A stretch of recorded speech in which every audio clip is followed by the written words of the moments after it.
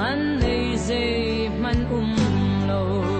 mi fi mi rum mi thong san an tlai hle lo oi pa ni man a chun lung mong lang ak ni Elisa an som ni fatin o amak tuke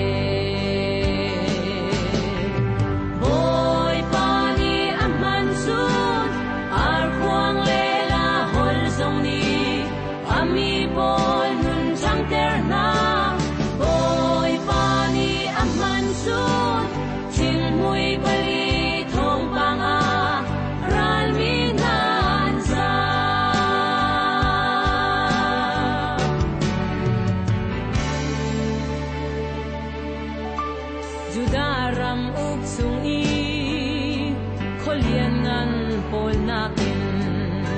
asung deu Bethlehem van voi fa chuana tera fet khot sung i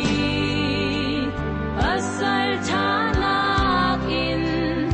Elisa rol pe tu nu be un man angei deu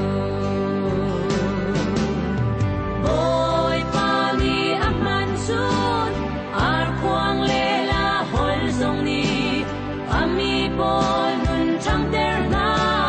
boy pa ni aman sun ching mui bali thong bang a ral mi nan sa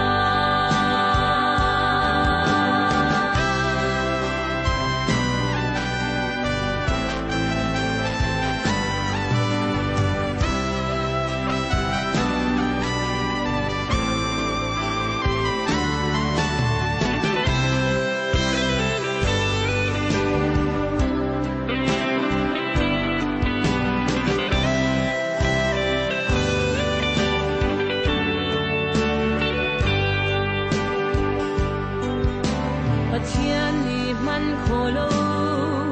mi ho man angei lo man se man du lo mi angei mi hal po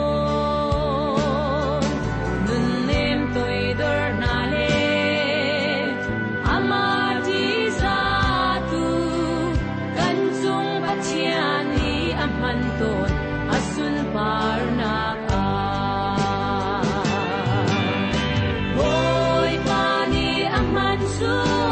Ar kwang le la hol zong ni ami bo